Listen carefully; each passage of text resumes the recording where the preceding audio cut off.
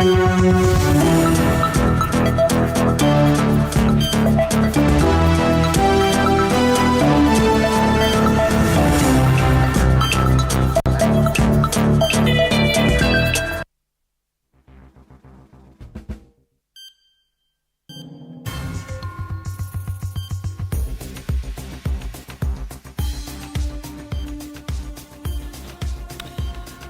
and gentlemen, picture this. On the day of your worst disaster, your worst emergency, be it an illness, a fire, a flood, anything indeed, a road accident, who do you call? On such a day, you definitely want somebody who is reliable, somebody who is competent, and somebody who surely knows what to do to take you from that space of desperation to a place of hope. A place of treatment, a place of solution. That's part of the conversation we're going to have tonight with none other than the great St. John's Ambulance team.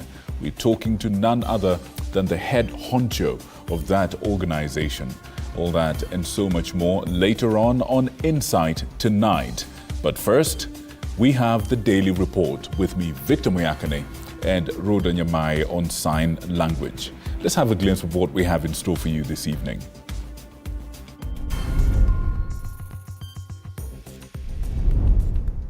An InfoTrack report reveals that 77% of Kenyans disapprove of the finance bill. On a day that protests were held by civil society outside Parliament, expressing their displeasure over the bill.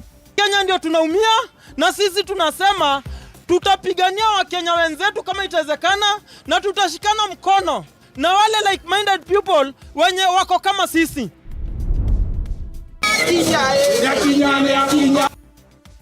Azimio coalition leader Raila Odinga endorses the one man, one vote, one shilling stance, supported by Deputy President Rigathi Gachagua and several leaders from the Mount Kenya region. One man, one vote, one shilling. I agree totally with this.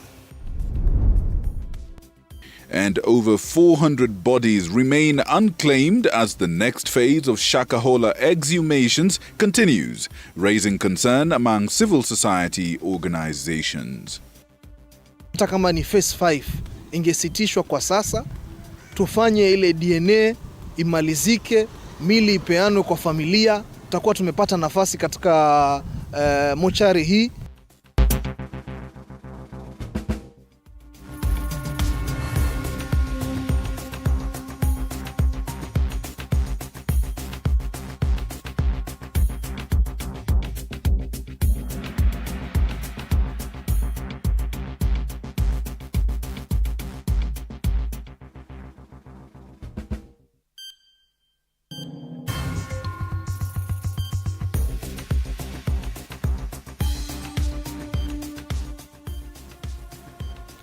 Now, I certainly hope that this finds you well.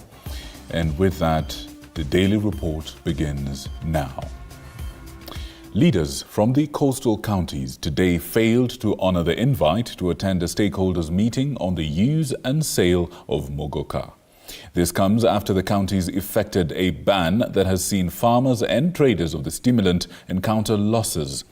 Leaders from the Muguka growing areas now want the president to weigh in on the matter and save the livelihoods of their people. Sheila Chelangat reports. This forum convened was meant to host stakeholders and address concerns raised on the sale and use of the herbal stimulant Muguka. But just like they had stated, leaders from the coast failed to honor the invitation, standing on their ground that Muguka should be classified as a narcotic. And so today, only stakeholders from the Muguka growing areas were present, insisting on the acknowledging of the stimulant as a cash crop. Kunauzwa sigara ambazo zinajulikana waziwazi madhara yake kwa afya na maafa, lakini bado inauzwa. Wakuzaji wa tumbako bado wanakuza tumbako. Kwa hivyo tungetaka sheria ambayo iko itumike kwa sababu miraa imelindwa kisheria.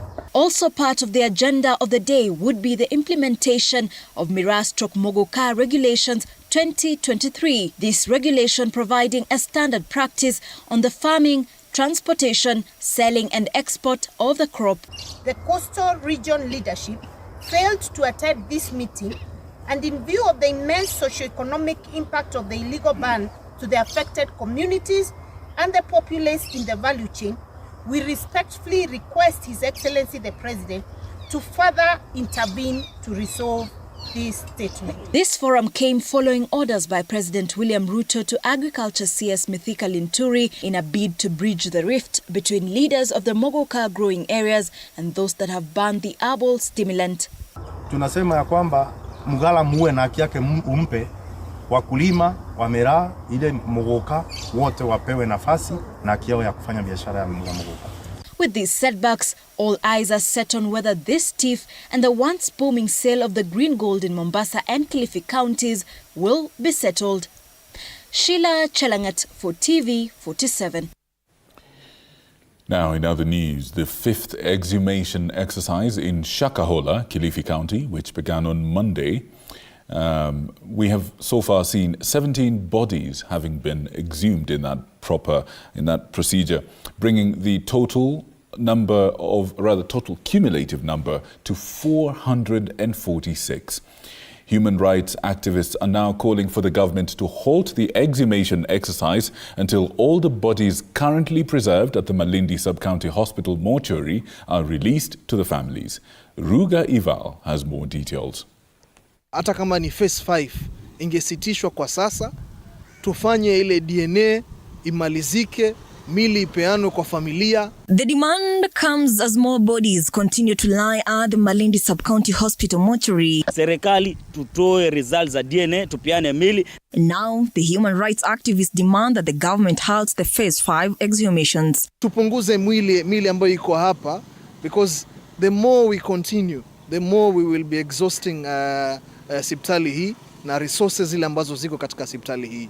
In the first 4 phase of exhumation, 429 bodies were recovered, out of which a fraction was released to families for burial after an identification process.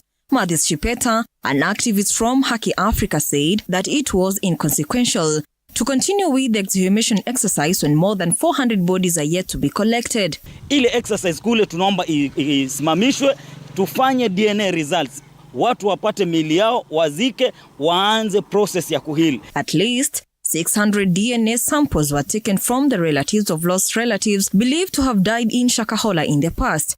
Positively identified na familia zao, only 8 have been able to be given their bodies. Shipeta adding that the government ought to have requested assistance from advanced countries. Ikiwa wanataka support, waombe support nje, South Africa. Ruga Ival, TV47.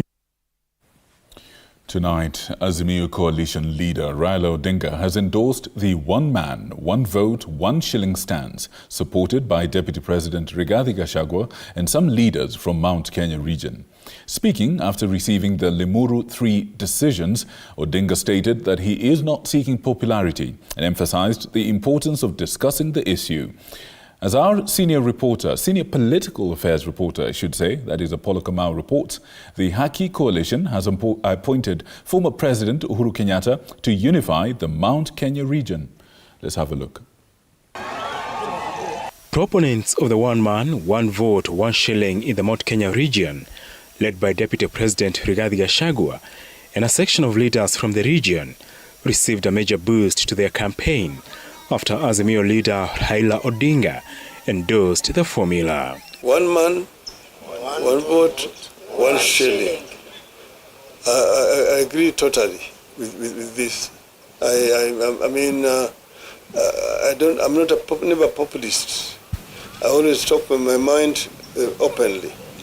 I know that it may not be very popular in some quarters, but let us have this conversation. Those who have been thinking that we went to Limuru to discuss issues at the exclusion of other Kenyans, that is far from it, and that is why we would want those who are now harboring the issue of 41 against 1 within UDA to know that they are really mistaken and it will not find space within the political space. Odinga, who received Limuru 3 caucus resolutions from conveners led by Jubilee Secretary General Jeremiah Kioni, through his lot with Gachagua, saying sharing of resources should go with population. Gachagua is a member of the government.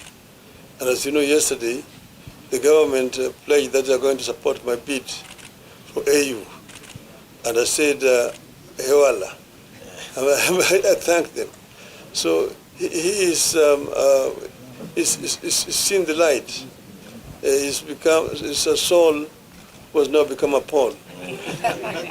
The Limuru 3 conveners also endorsed retired President Uhuru Kenyatta as a patron of the Haki Coalition that is meant to champion the region's interests, while stating he is still the region's kingpin. For the avoidance of doubt, there is something we call Mudegi in our community. And that Mudegi was given to Uhuru, not when he was a president, but even before he became the president of this republic. And that Mudegi remains with Uhuru until the community decides otherwise when it finds it necessary. Odinga's support for the one man, one vote, one shilling mantra puts him in a catch-22 for reading from the same script as the deputy president at a time he's campaigning for his AUC bid. Apol Kamau, TV47 in Nairobi. Right, thank you, Apollo Kamau. The demolition of structures and buildings along riverbanks is still ongoing in Mathare and Lucky Summer constituencies in Nairobi. This process is leaving many people feeling angry, hopeless and distressed. And as Paul Kirobi reports, the compensation process has not been extended to many affected individuals. This is the grim picture in Lucky Summer, Nairobi's capital city, a constituency that is home to thousands of people who earn a living from the informal sector. This demolition exercise leaving them with no hope, many in distress and lacking a clear picture on what tomorrow holds. This is not the only place where demolition are currently going on. The same exercise is still going on in Mathare constituency, an area where many people also say they have grown into adulthood over the years. A case in point is this granny here. She's busy deshelling groundnuts in preparation to sell them. But even as she continues, she doesn't know about what the future holds. Hivyo tunahangaika tu, tunaomba usingizi. Mimi sina nyumba, sijapata nyumba. Nalala tu hapa. She has been forced to send her kids to a village in Moranga to seek an alternative shelter as the demolition happened without any notice. Michael Matate is a coordinator of the Mathare Social Hall that was demolished a few days ago. Usiku ukipita huku nakuta moto zimewakosho mingi sana za vikundi, watu wanashare ile moto wakipiga story mpaka asubuhi. In Lucky Summer constituency, this man has urged the government to rescind its decision since many people are currently suffering out in the cold. But Mr. President alisema hii serikali ni ya mahasla, lakini vitu za hasla zinavunjwa zikienda chini. Hasla ananyang'anywa mali yake, inarudishwa chini, na ambii hasla anaenda kumpea nini. Sasa walibomoa tu, wakarudi huku kwa park, wakang'oa, tunakungana sukuma pale, tumezipanda kwa gunia. Sasa waliziangusha chini, wakaribu, wakang'oa mti, wakang'oa benches tulikuwa tumeka hapo. And even as the exercise continues, there are questions as to why the government was in a rush with the process despite the heavy rains that lasted for almost 2 months. Saidia vijana, 10,000 tuliambiwa tutapewa. Wapi?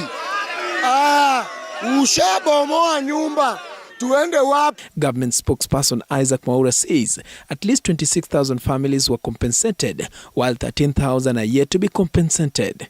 Meanwhile, President William Ruto has said that some families were relocated, but things on the ground paint a different picture.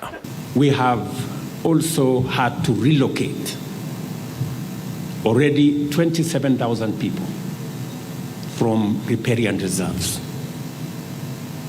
We have spent close to 300 million shillings to make sure that these people who have been relocated have alternative places to stay. Paul Kirobi, TV47, Nairobi. Now, a section of Kenyans continues to express anger against the Finance Bill 2024 tabled in the National Assembly last month. As Mike Kagongo reports, the chairperson of the Finance Committee in the National Assembly, that is Kuria Kimani, has assured Kenyans that the bill will undergo major amendments before he tables his committee's final report on the floor of the House. As the debate on the finance bill picks momentum, a majority of Kenyans have shown their disapproval with some of its proposals. For instance, a new InfoTrack survey reveals that the majority of Kenyans oppose the introduction of a tax on bread. Findings of the interview conducted between May 23rd and 29 show that only 3% of respondents support the 16% VAT on the commodity. I think in Kenya, it's only this administration that has made this thing called finance bill be a bit known. Before now, it was so silent. Even as researchers, we were not focusing so much on it. We were so much aware of the budget reading. Everybody would talk about the budget reading. The report also reveals that 46% of Kenyans are aware of the finance bill of 2024, but conversely, 54% are familiar with the bill.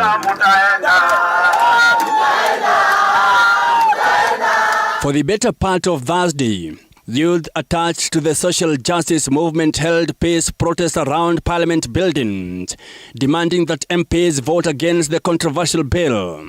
They were received by Embakasi East Member of Parliament Babu Owino and his Alego Songa counterpart Samuel Atandi, who pledged to campaign against the bill once its report is tabled before the House next week. Bei ya unga, bei ya chakula na bei ya vitu za kawaida za Mkenya wa kawaida ziachanwe nazo. The fueling of ethnic tensions by politicians threatens to unravel the social fabric of our nation. You guys are patriotic Kenyans. Kenya is a free country where you have the right to speak out and to be heard. And I have listened to your petition. Your petition has raised very fundamental issues that affect many of Kenyans in this country. Hii petition ambayo mmenipatia iko hapa kwa mfuko. Tuingie nayo hapa. Tuipeleke kwa clerk sahi. Na hiyo petition ilikuwa iwe discussed kwa floor of the house. Finance bill zile inafanywa hapa ndani, mimi nataka Wakenya wakuje hapa. Few meters from Parliament buildings were members of Okoa Uchumi Civil Society in their stand against the finance bill of 2024. The group highlighted its mission to initiate a process to reach out to every single MP in a bid to have them vote against the bill, lest they be voted out of office in 2027. They are calling on the Finance Committee in the National Assembly to put in considerations the views of Kenyans while drafting their final report, recalling how the committee allegedly disregarded views from members of the public while preparing a report for the Finance Bill of 2023. Unattainable and predictable tax policies. It is deeply troubling to witness significant budget reductions averaging 11% in critical sectors such as education, research, social protection. This tax is problematic because it is not progressive in nature, because the minimum tax payable will be shillings 5,000. Hence, owners whose cars are less than 200,000 Kenya shillings will pay more than the 2.5% of the value of the vehicles. With the proposed finance bill seemingly being unpopular, the Kimani Kuria-led Finance and National Planning Committee was collecting views from concerned Kenyans regarding the controversial bill. In a new twist, beverages company Coca-Cola has threatened to suspend a 23 billion shillings project with Kenya if the bill is passed. So the eco levy, and I'm not over canvassing it, it then becomes a double charge on already what's happening. And I agree with you 100% that would increase the cost of business and at one point make then industry products unaffordable. And then the circle continues. The last 20 years, we've made over 595 changes, administrative and others, in tax policy. So we're saying we're making 20 or so changes every year. So from a predictability standpoint, sustainability, even from if I'm a hustler to a corporate, how you even manage your coins becomes quite difficult. So the deal was signed during President William Ruto's state visit to the US last month. The committee chair Kimani Kuria, however, assured Kenyans that their views will be taken into account despite protests from a section of Kenyans. We are listening and we make the best decisions. We will stop being a trading country. We will become a manufacturing country, and we will support our manufacturers. And I'm speaking this as the chair of the Committee of Finance and National Planning. So all those miscommunication are doing out there, you'll be embarrassed by the report that this committee will make. After getting views from Kenyans, the Molo MP Kimani Kuria-led committee will retreat to prepare a report that will be tabled in the National Assembly. The bill will go through the third reading before MPs take a vote on it. Mike Kagwango, TV47, Nairobi. Now, away from that for a second. Following the devastating shortage of life-saving vaccines, the government on Thursday procured 8 million vaccines, replenishing supplies and averting a looming crisis. This comes as the country joined the International Vaccine Institute on Wednesday. The vaccines have been procured at a cost of 1.25 billion shillings. Kisewa Emery with the details. The acute vaccine shortage reported at the start of May that continued to pose a risk of children contracting deadly but vaccine-preventable diseases such as measles, polio, tetanus and tuberculosis has seemingly been averted. The first consignment of 8 million doses of childhood vaccines arrived in the Ministry of Health's cold chain facility in Kitengela on Thursday. The Principal Secretary for Medical Services, Henry Kimtai, says the country has received 1.2 million doses of the BCG and 3 million doses of polio, among other necessary vaccines, in an effort to end the devastating shortage. We informed the country that we are doing redistribution of the vaccines that are available in the country. After redistribution, we also assured them that we've made orders and procurement of additional vaccines worth Kenya shillings 1.25 billion. The vaccines worth 1.25 billion will be available to the public as soon as Monday next week, according to the Principal Secretary. I have ordered our team here to start the distribution effective from tomorrow. Over the weekend and on Monday, all the facilities will be equipped with the vaccines, ready to commence vaccination of our children. The replenished vaccines include BCG, oral polio, tetanus diphtheria and measles rubella, and will be distributed to the 9 regional stores in Meru, Nyeri, Nairobi, Nakuru, Mombasa, Kisumu, Kakamega, Garissa and Eldoret. Kisewa Emery, TV47. Members of Parliament are urging the fast-tracking of the reconstitution of the Election and Boundaries Commission, warning of an impending constitutional crisis due to the delay in the delimitation of boundaries, a process required every 10 to 12 years by the Constitution. The issue is particularly urgent for residents of Banissa and Magarini constituencies who currently lack representation in the National Assembly following the death of the Banissa Member of Parliament and the recent Supreme Court ruling that unseated the Magarini Member of Parliament due to election malpractices. Our senior political reporter Elizabeth Mutuku has the details. Members of the National Assembly have allayed fears of constitutional crisis should process be delayed in Parliament, further urging the Senate to consider special sitting to fast-track the IEBC Bill 2024 and allow the process move to the next level. Was to pass the IEBC amendment bill within the next 14 or so days. Then within another 90 days, we should be having IEBC fully constituted, and then the process of conducting those by-elections to start. Pundits opined that the move to reconstitute a new independent Electoral and Boundaries Commission IEBC be in motion to beat this year's deadline for the boundaries delimitation exercise, as well as to be in place for at least 3 months in order to fill entry and ward seats that have been declared vacant as a result of death of office holders and nullifications of elections by courts. Like in our area, we really have a lot of population, and therefore we were waiting for the boundary limitations for us to be able to increase the number of votes that we have for easy representation, especially when it comes to the county government. So looking at the delimitation, we might be working against time. But I think if we are able to meet next week, allow mediation to proceed, allow the president to append the signature and then begin. The IEBC Amendment Bill seeks to amend the second schedule to the Act to increase the number of members of the selection panel that will interview and shortlist chairpersons and commissioners from 7 to 9 in order to accommodate all key stakeholders and interest groups. Is picked and sworn into office, then it will be between that commissioner and the Constitution. Because you see, that is how we judge people. But you see, the moment a commissioner is appointed based on political party and then sworn into office, obviously that commissioner will be serving the interest of that party which appointed him.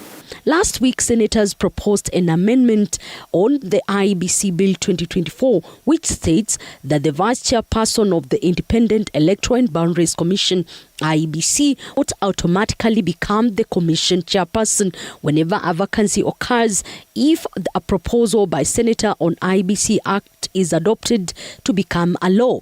The IEBC Act Section A states that whenever a vacancy occurs in the office of the chairperson, the vice chairperson shall act as the chairperson and exercise the powers and responsibilities of the chairperson until such a time the chairperson is appointed. Smells bad for democracy because PSC is just a body that runs parliament, just like GSC, like Public Service Commission. So on that one, they got it wrong and we are going to amend. I'll propose myself amendment.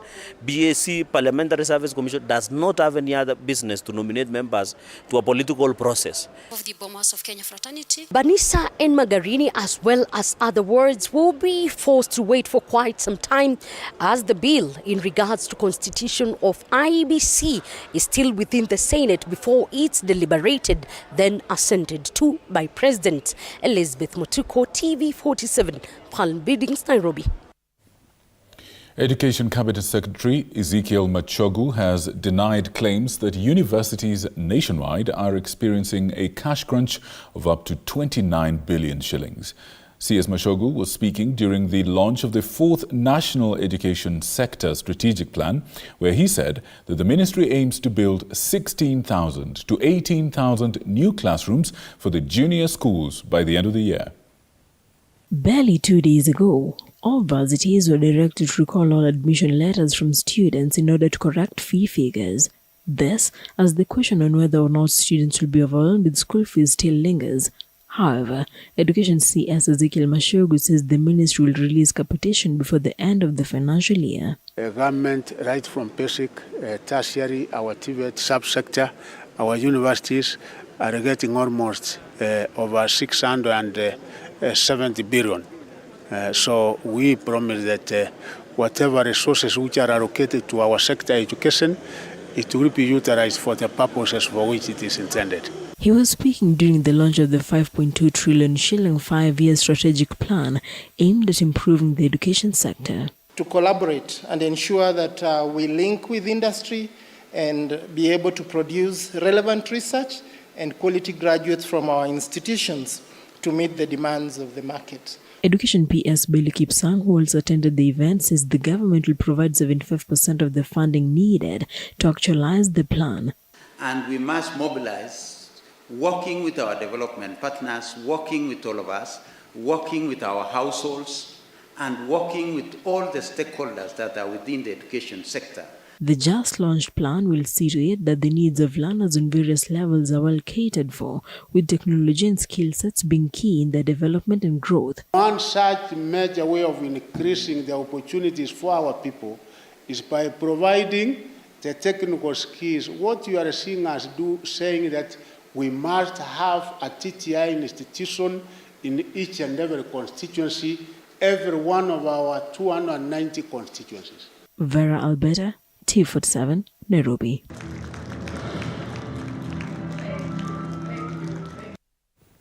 Time now for some business news, and the Kenyan tech regulatory framework is holding back innovation in the country, debilitating the growth of blockchain and cryptocurrency adoption in the country. Global Blockchain and Business Council CEO Sandra Rowe says that with the advancement of technology in the world, blockchain will be influencing the financial landscape, despite the slow adoption of digital means of money transfer and exchange. They're now promoting the best practices for compliance and, of course, responsible innovation. To simplify transactions and implement better financial management, a lot of fintechs in the country had employed blockchains to connect better with their global counterparts, promoting business-to-business connections. However, with the advent of more stringent financial regulations, like the finance bill that is soon to take effect, market players feel this progress will be reversed, pushing back the progress made by a sector that has just begun to bloom.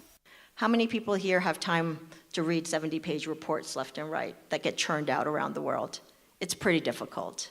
So we've now started distilling down key pieces of information into fact cards. And don't get me wrong, we still have to have in-depth reports that do deep-level work, but at the end of the day, sometimes our legislators, our regulators, our busy executives just need the quick facts, and we've gotten better and better at doing these infographics. To promote innovation, they want relevant government agencies to address the challenges in the regulatory framework as the sector continues to evolve. In terms of the innovation space in Kenya, there are enough innovators, software developers, as well as venture capitalists that are looking to fund local startups that are engaged in this space.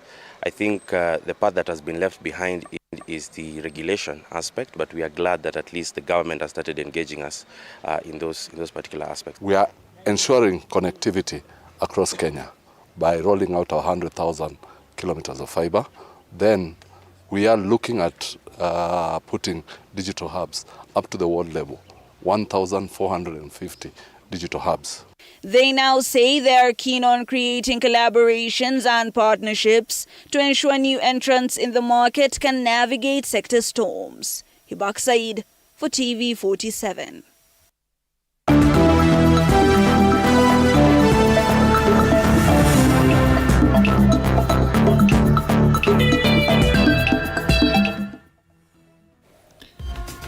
Now, for further sports news, we shall be linking up with the sports team at 10 p.m. on the blockbuster supercharged sporting show VAR. That will come your way. But now we want to take a bit of a breather. And when we come back, we're going to be joined by the CEO of St. John Ambulance. And he's going to be talking about something very new and very important, just in its third iteration. We're talking about the Save a Life Walkathon. And anything indeed that you wish to know about St. John Ambulance and the work that they do and how you and I could partner in that great work. All that and more after this break on Insight Tonight. We'll be right back.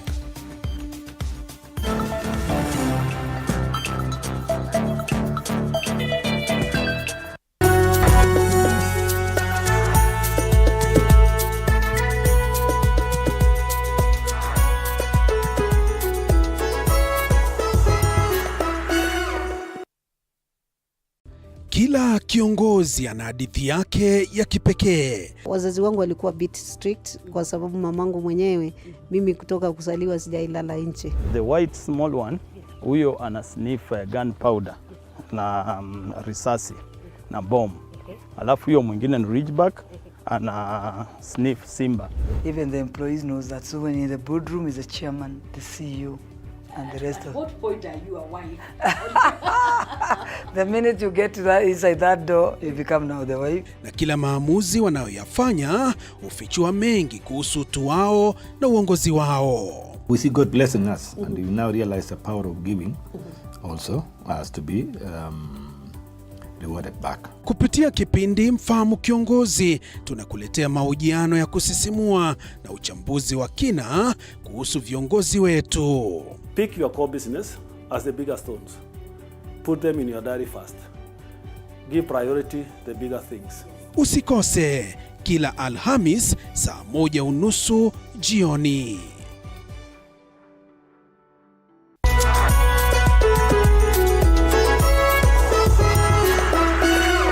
In a world where challenges are as common as opportunities, there are those who dare to defy the odds. They are the entrepreneurs. Entrepreneurship isn't just about starting a business, it's about embracing uncertainty, pushing boundaries and turning dreams into reality. Hata mbao ni pesa ya kusave. Wallahi. Mbao mwaka ni pesa nyingi sana. As long as you're earning something, there's always that opportunity to save. And you start with where you are. The way we run the business is in a very unforgiving way, where every team member has to bring out their best. So, to all the dreamers, innovators, and risk takers out there, remember, being an entrepreneur isn't just a job, it's a way of life. Join the journey. Become an entrepreneur. The Grind, Mondays at 7:30 p.m.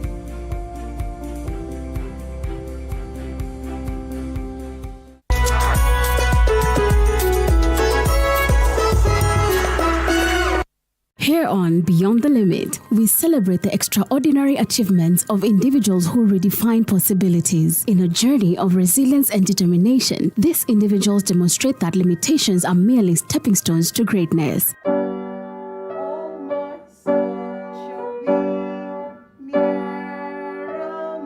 I'm Nancy Njoroge, a mother of 3.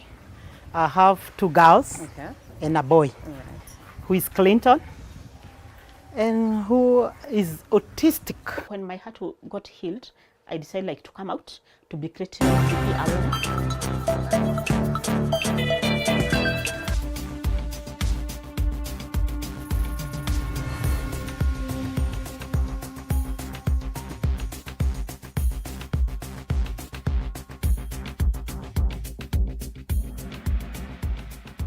Right. Good evening. If you're joining us right now, it is time for Insight Tonight. And tonight I have a gentleman who is from this organization that all of us have in one way or another been able to receive service, very essential and very crucial service from them. I'm talking, of course, about the St. John Ambulance Kenya organization. This is a very, very prestigious and old organization.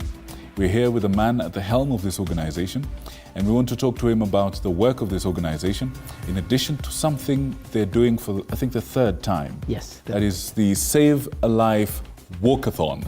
Karibu sana. Thank you very much. Ladies and gentlemen, I present to you Dr. James Kirimi Wanjagi. Not I hope it's the Wanjigi, with the money. With the money, yeah? At least you're using it to good use. I'm telling you. Huh? All right. Now, talk to us a little bit about the work that you do at St. John's Ambulance. I mean, a lot of people see some of the officers there with the spick and span uniforms and, responding to emergencies and the distinct colorings on the ambulances and everything. Yeah. But very few people understand the origins. Yes. Very few people understand the structure of this organization and why it exists. Would you care to enlighten us, please? Absolutely. Victor, thank you for your invitation. I really appreciate it. Pleasure is ours.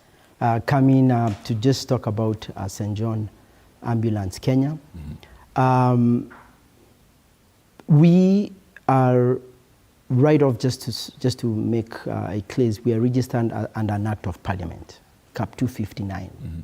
And we were established in Kenya in 1923. Wow. But we've been, the Order of St. John has been around for many centuries. Yes, yeah. for centuries. But in Kenya for about 101 years. About 101 years. Wow. And the goal really was to help save lives and serve humanity. I mean, that's the core purpose of what we do. Mm-hmm.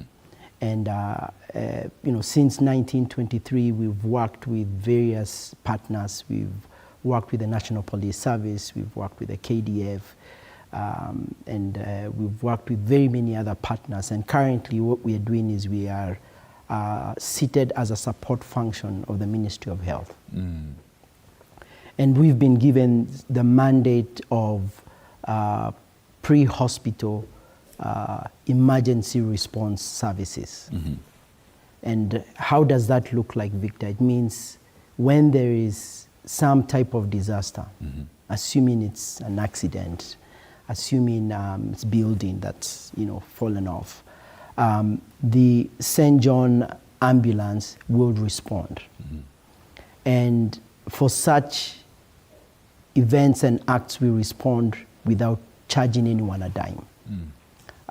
You remember the Miradi fire? Right. We responded and we were there for almost 28 days. Wow. Supporting the community. Our mandate really speaks towards how do we prepare communities to respond as well when there is any event. So you'll see us along the corridors, and we'll speak about that later on, along the corridor, the northern corridor, with centers, what we're calling community highway fast aid posts that allow people and us to respond to any eventuality. And for us, it's very important that we give people the right care. And the care that we give is usually outside of a hospital. So that's why we say pre-hospital support and care. Right. Yeah. I will say this, ladies and gentlemen who are watching, I have been a beneficiary of St. John's response. Yeah. In 2017, something during the election, we were covering the election, and something happened that I will not get into. But the first people that actually gave me the shots that helped counter the effect of what I was suffering from were actually some of your officers. Excellent. And I appreciate that. But now here's a question. I mean, if you're not charging anyone for this, perhaps somebody at home would like to know, how then do you fund your operations? So we have two models. We have the free model, and that is our predominant model because we are a charitable organization and we're here to do public good. So that free model is what we anchor most of our activities on. However, because we also have a large volunteer family that we have to support, we have staff members that we have to support, we have ambulances that we have to take care of, put fuel and things like that. For some of our services, and our two key services, Victor, are training, first aid training. And the second one is ambulance services. There are events that we will charge a little bit, and those events then help us support some of our the free model services that we offer. So for example, you call us, Victor, for a burial at home or up country somewhere. Or a wedding. You, yes, or a wedding, you know, and we'll charge you something small. The presidents that were here the other day for summit, right. You know, the Ministry of Health calls us to support. We charge a little bit. But that goes directly back into making sure that all these other things are supported. First aid training the same. We need to, we want to train first aiders across, and for us it's more of the community, preparing communities for any eventuality. Right. You know, imagine with me that we have every household in Kenya with a first aider. And that's for us is a bold vision. It's something that we want to do and we believe we can do. And we've set it for 2030, but I think we can do it sooner. Really? That's a big, big target. Absolutely, I think we can. But so what we then do is we have a model where we provide awareness, which is a one-day awareness, but then if you want to get a certificate, we'll charge you something small. So that's how we add some revenue. Okay. And then we do a lot of programs. We go outside, get some donor funding, and those programs also help us maintain and keep the lights on, so to speak. Right, right indeed. Now, you have a lot of officers. Would you care to give us just a rough idea of how many people do you have to deploy for all these things? And where do you actually get them from? Do you recruit them? Do you talk to us a little bit about that? Absolutely. So our family is made up of two sides, if you will. There is your secretariat, that's about easy 60, 79 to 100 members, and that is across the regions. So we have our headquarters, and then we have 6 or 7 other regions where we have staff members working. Right. But that's not the anchor of what we do. It's our volunteers. So we have a volunteer base upwards of 40,000, not necessarily all active. So active could be a little bit less, but essentially we have 40,000 people we can activate. If called upon, like that. They come on. And the interesting thing, Victor, is that these are from as young as 6 years old. So we have dolphins, 6 to about 12. We have cadets, 12 to about 18. And then we have links who are in colleges and universities who we can call upon. And then now we are working to formalize the adults, because once you leave college and you leave tertiary, you need to, we still want to work with you and support you. And we get a lot of help from them. So these people are activated anytime we need them. So each region has its members. Each region has its leadership. So there's a volunteer leadership, what we call brigade. You've seen them in very nice black and white, look very well. Yes, you've seen how they, very nice uniform. Distinct as well. Very distinct. And if you were to come to our annual parade that is hopefully June 23rd, you will see 4,500 members doing a parade for His Excellency, God willing, our president. We're still getting some confirmations around that. But you see why we are able to respond like that, because we have all these members who are part of our volunteer force, and we're very proud of what they do for us. Earlier on, you did mention training. Take us through what a training regimen looks like. You do some for organizations, you do some for schools and so on, but you also do some for the communities. Talk to us about that before we shift to the current campaign that you're on. So the corporate trainings are usually a week. And the goal is that at the end of the week, you would get, especially for first aid specifically, you'd get a 1-year certificate. That's, you have to come back for a refresher, of course, because we want to maintain your skills. That is also done not just at community, not just at the corporate, but also with communities. And the reason we do communities is because we are tied to communities as part of our first aid machinani, which is our theme for 2024.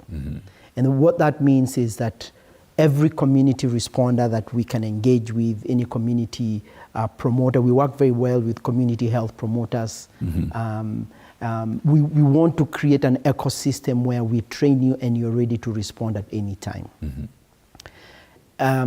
The model can be a 1-day awareness training, which we do for large numbers, or it could be the 5-day training.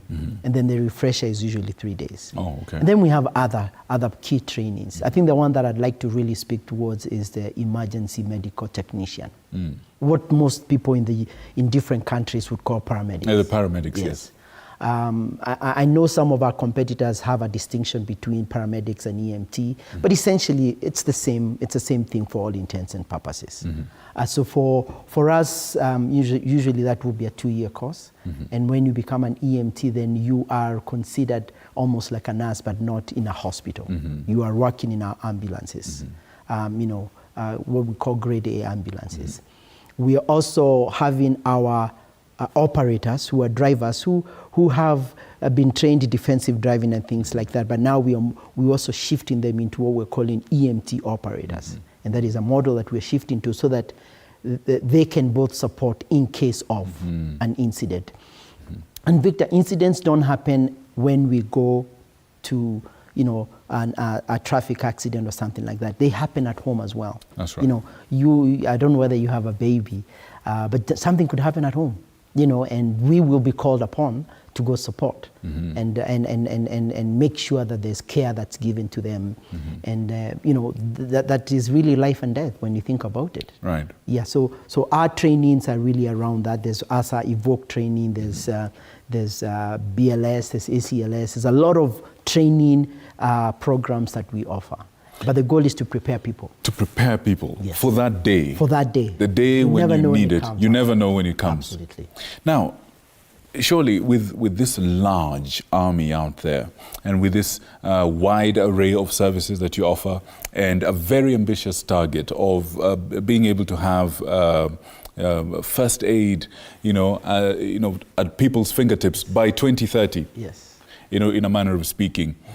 Surely you do need to mobilize quite a lot of resources. Absolutely. Talk to us about this new wave that we've been hearing now for the third time. For the third time. Yes. So I think initially we would go to supermarkets and put the tins. You remember the tins? Yes, yes, there's a little one. Yes, yes, yes. But that's not effective, and that's not the new way of doing things. So about 3 years ago, there was a conversation around what can we do different, and we started very small.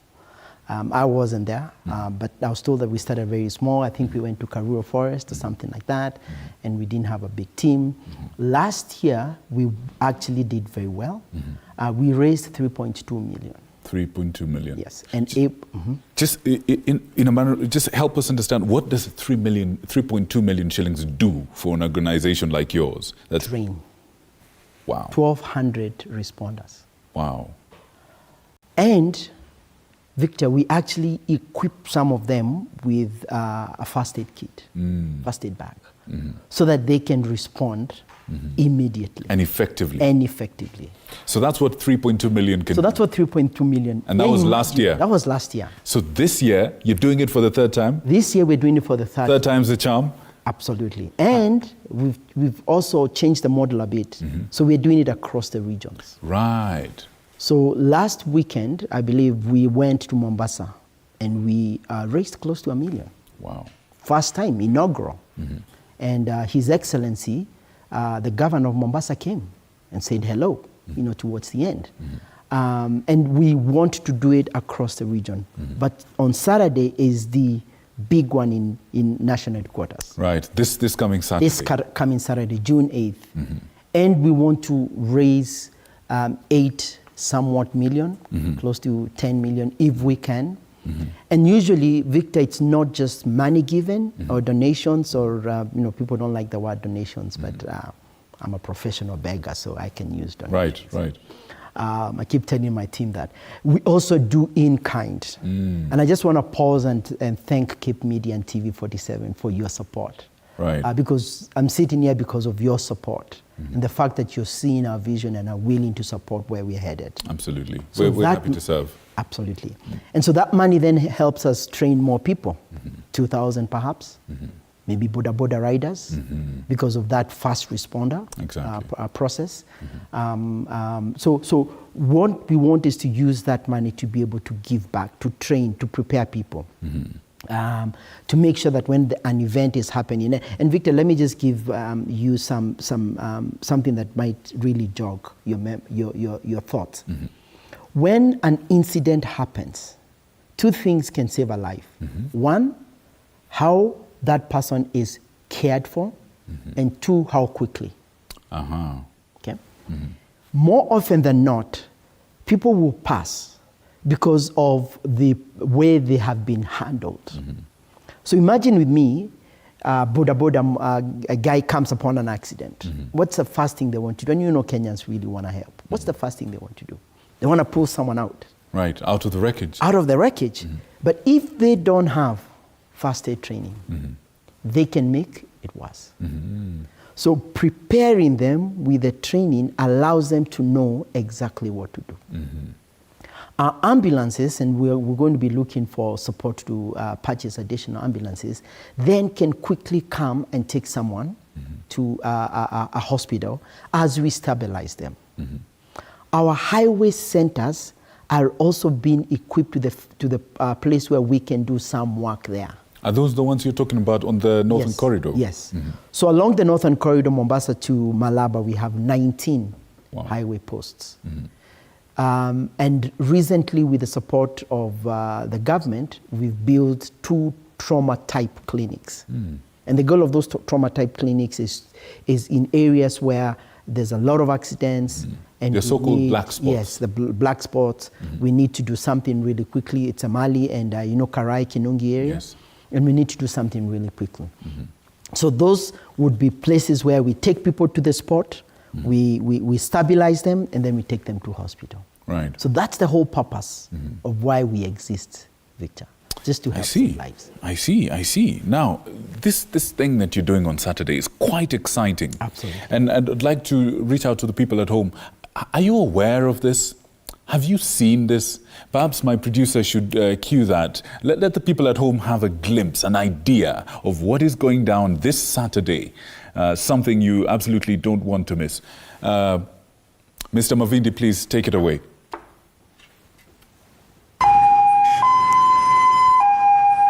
Did you know that many lives are lost due to lack on proper emergency?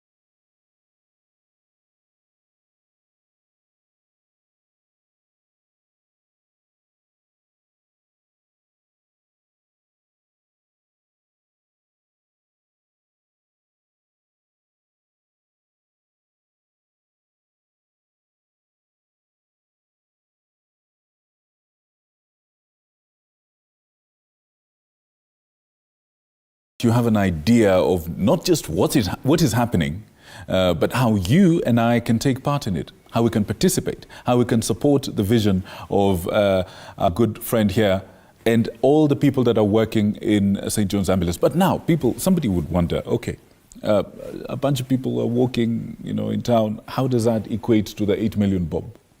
So help the people understand. Thank you. That's a great question. So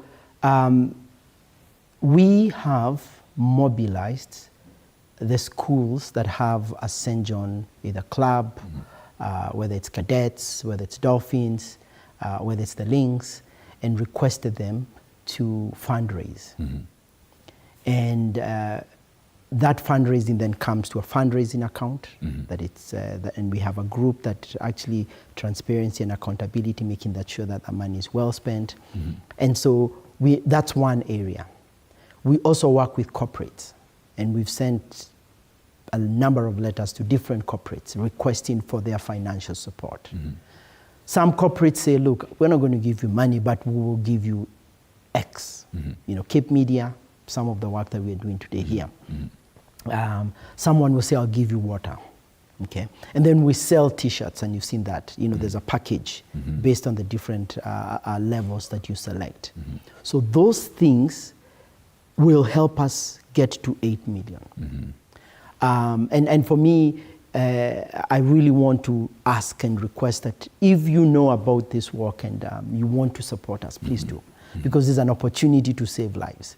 We want to get to our 8 million. We are not there yet, and we have at least one more day to get to that 8 million. To get ready. But that's how we do it, yeah. All right. So the support of in-kind and kind donations and the fundraising activities. Absolutely. Now, just to be clear, the 8 million is for the Nairobi walk. That's a target for Nairobi. Walk. And then there are people who are wondering, okay, that sounds like fun, and it sounds like fun for a good cause. And it is a health walk. It also helps you get fit and get healthy. How do I participate, but I'm not in Nairobi? One, every region eventually is going to have a walk. You can participate in your region. Two, if you're brave enough to take the SGR or come over to Nairobi or drive up, please come. We would love to host you. Three, send us something. Our pay bill number is open. You can send something, and then we'll give you an account of it. I especially want to ask my men friends. This month is what? Men's mental health. Men's mental health, yes. One of the ways that you can help yourself is a walk, because it helps you, build a fitter lifestyle. So those are the ways that people can participate if they want to participate and join us. Right. Yeah. And so are we looking at a possibility of another walkathon in all, the major cities of the country? Are we looking at a massive nationwide walkathon in the future? Absolutely. We actually intend to do this to the point where we shut down Nairobi for a good cause. And so, we see this getting bigger and better and doing different things. So right now it's a walkathon. It may be combined later on with, people who want to run or something like that, people who want to cycle, something like that. Right. Make it fun, make it interesting. Absolutely. So that we expect that. And then in every region, we expect the same thing. When we finished Mombasa, Kilifi said, no, next year we want to do it in Kilifi. Well. Right. So already you can see the kind of buzz that it's generating. Yes, so we expect it to be bigger and better next year. Right. Now, at this point, good people at home, if you're wondering, just like me, okay, what was that pay bill again? And how can I support? Dr. said, send us something. How can I send that something? My producers are going to put the pay bill on the screen right now. The M-Pesa pay bill number is 4092409. That is 4092409. And the account is Walkathon. This is a pay bill, not buy goods, but M-Pesa pay bill. And you say this money is well accounted for? This money is well accounted for, Victor. Excellent. Last year, we were held to account by our partners. And those are our accountability partners. Internally, we have a team that's dedicated to making sure that this is done well. I want to put my reputation on the line. I do not want to wake up one day and questions are asked on how we spend our money. Right. So we want to make sure that we do it well, we do it right, and everything that we get goes back to the community. Everything that we get goes back to training. Everything that we get goes to preparing people for something that's we don't know what's going to happen tomorrow. Exactly. So it will be well accounted for. Right. They say if you want to look after money, put a money man in charge of the money. Now we've got a banker in charge of this money, and I hope it's going to be spent properly. And sir, I want to give you an opportunity. This is your camera. Speak to the people at home, speak to your partners, your prospective partners, speak to everyone who's watching us at home. And as our producers stand by to also cue the pay bill once again, so that the people can find ways to contribute to this. This is your camera. Speak from your heart to the people. Good evening, fellow Kenyans. I first want to say I'm really grateful that we have an opportunity to come and share what we do as an organization. Our organization is about saving lives and serving humanity.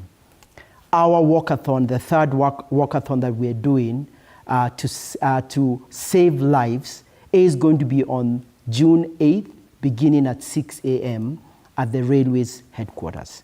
I want to appeal to you to come, support us, walk with us, buy a t-shirt. As you can see the pay bill number that is on the screen. If anything else, if you're not able to come, just support us in some way. Our commitment to you is that our money will be used well. Our commitment to you is that this money will go back to saving lives. It will go back to training people. And it will go back to making sure that people are ready. Doesn't matter the age of the person, but they are ready when something happens. I want to thank you, and I want to request you from the bottom of my heart. Please help us save lives. Thank you very much. Right. I couldn't have said it better myself. Thank you so much for coming, sir. Thank you. And from me, I would like to ask you, what is the cost of that assistance on the day that you need it? What is the true cost of that? Think about that, and the answer that you come up with, make sure you send a reflection of that answer on the pay bill number that's going to be on your screen. They target to raise at least 8 million shillings to be able to train at least 2,000 officers who are going to be on the ground ready to serve you and I.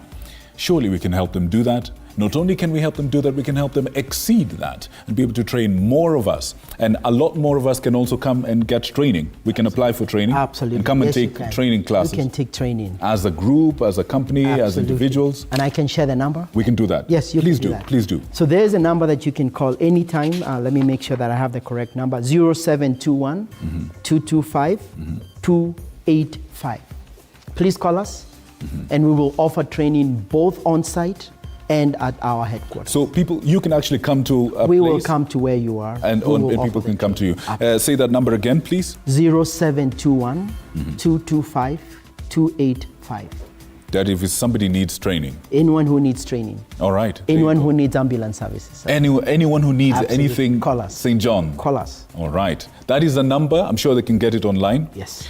Once again, ladies and gentlemen, this has been Insight Tonight, and I believe it doesn't get any more insightful than this. It's all about saving lives and saving lives while helping your life to extend your own life. Absolutely. In form of a great health walk. Yes. We'll be joining you that Saturday morning. Thank you, Victor. You guys are most welcome. I know you've gotten some T-shirts, and I'm really excited to see you guys. I will buy some, and I will look out for you, Victor. Absolutely, absolutely. Ladies and gentlemen, join us this Saturday, 6 a.m., Railway Headquarters in Nairobi. Wherever you are, come over. Let's do this. Let's get healthy. Let's get walking. And it's for a good cause. It's for you and I, or for your brother and for your sister.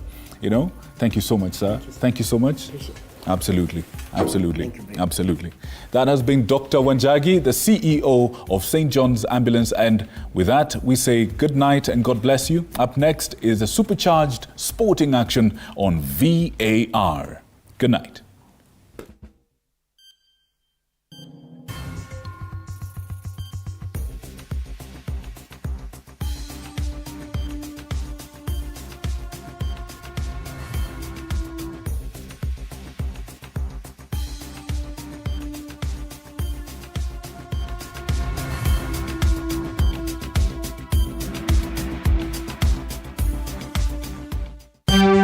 Thank you.